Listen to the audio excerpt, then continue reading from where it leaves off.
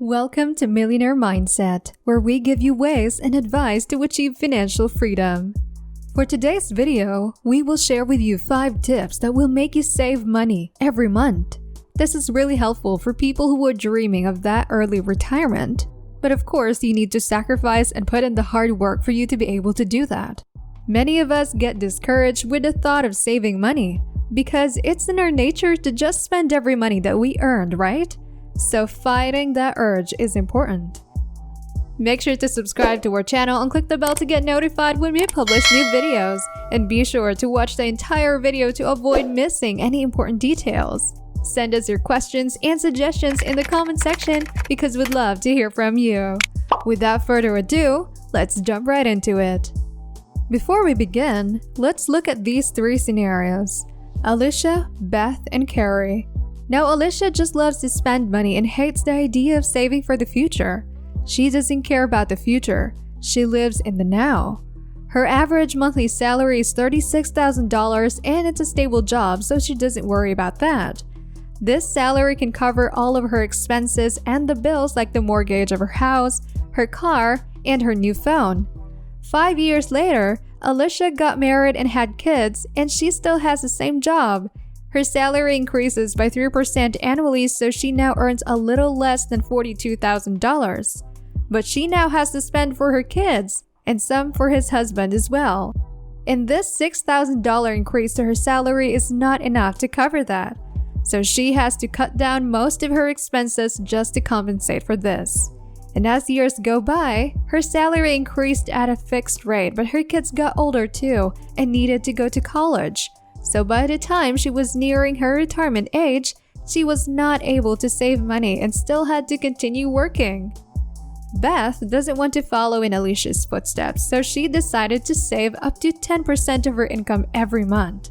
She hoped that this is enough by the time she's 65, she can retire and travel the world and relax. So if Beth had the same job as Alicia, her salary increased by 3% annually as well, and for 40 years of working, she managed to save around $260,000. Well, it turns out 10% of just saving the money is not enough to travel overseas and enjoy her retirement. But at least, the idea is there already for Beth. She still can retire with money to her name, albeit a much rather simple living is required than she hoped for. Still, we should give props to Beth. Lastly, we have Carrie. Again, she had the same job as the two and was also 25 years old when she decided to take a different path. She realized that saving 10% only will require working until she is 65, and she doesn't want that. So she saved 25% of her monthly salary, and instead of putting it in the bank, she invested it in a fund that grows relatively larger than by just putting it in a savings account.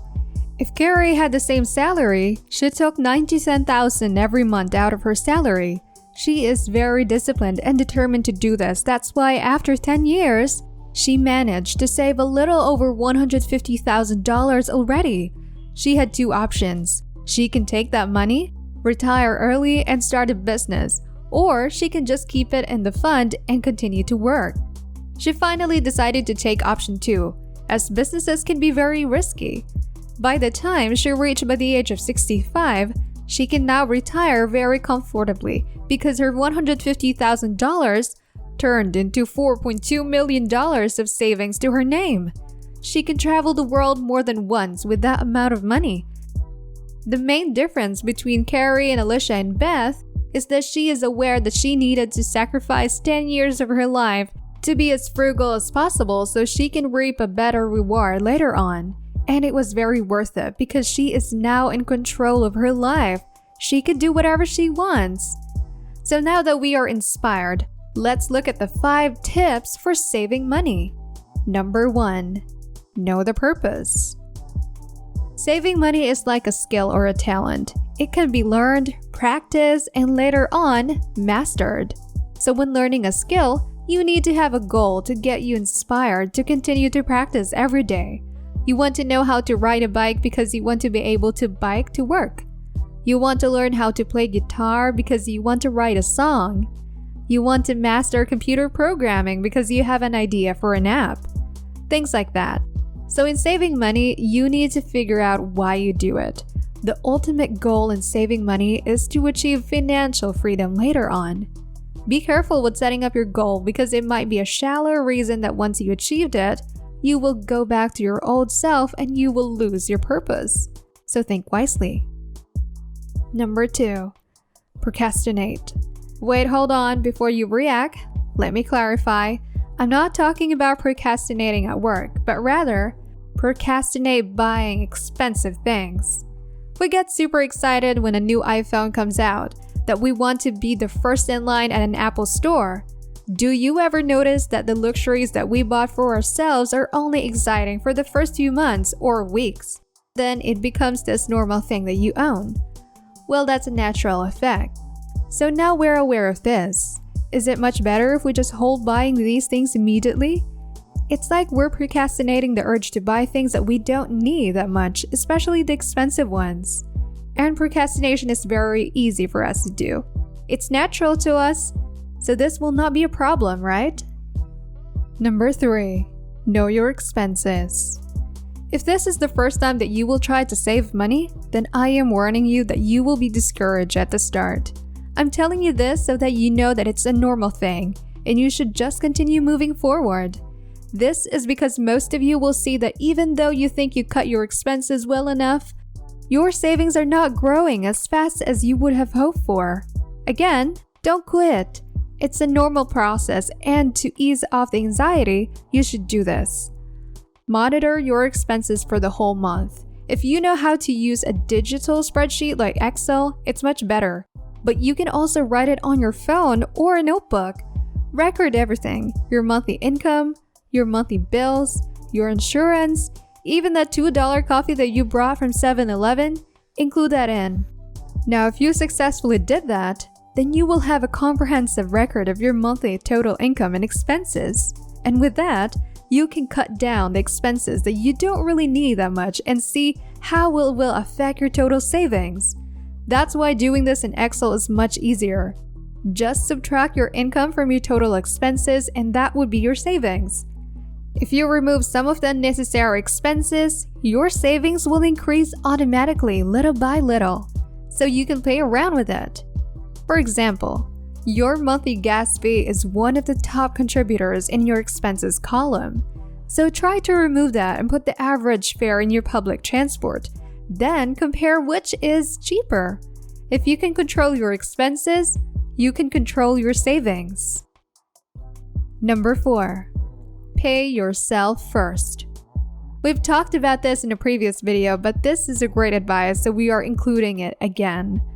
When your income comes in, before anything else, you should put a fixed percentage of it into your savings account or an investment fund. So be sure that you have one before starting. You cannot just bury your money on the ground or put it in the piggy bank. Your money should work for you. It needs to create more money for you even while you sleep. Also, these savings are not allowed to be touched, meaning you cannot spend this money under any circumstances. That's why putting up an emergency fund is beneficial too. That's the one that you will use for emergencies and unforeseen circumstances. These savings are like your taxes. You need to put a fixed rate every month. So being self-disciplined is the key to achieving this. And for a last tip, number 5, use cash as much as possible. One of the ways to practice self-discipline is to use cash as much as possible when transacting. When you're in a restaurant or buying groceries, try to pay cash instead of debit or credit card. There's a psychological effect at play here. When you hand over cash, it feels a lot harder because you see how much money you gave. So in effect, you try to be more cautious about your spending. Compare that when you use your card to pay for everything, it's much easier for you because you are unaware as to how much you're spending. A card with $1,000 on it looks pretty much the same as a card with $0. So if you use cash, you can monitor your expenses much easier as you can actually see your cash stack getting thinner over time, making you spend only on things that you truly need rather than what you want. Well, that's all for now. We hope you liked the video and learned something from it. Saving money is not a natural thing for us, so you have to fight the waves to overcome it and be financially free in the near future. Join us again next time here in Millionaire Mindset for another round of tips in achieving your financial freedom. Don't forget to like, comment, and subscribe.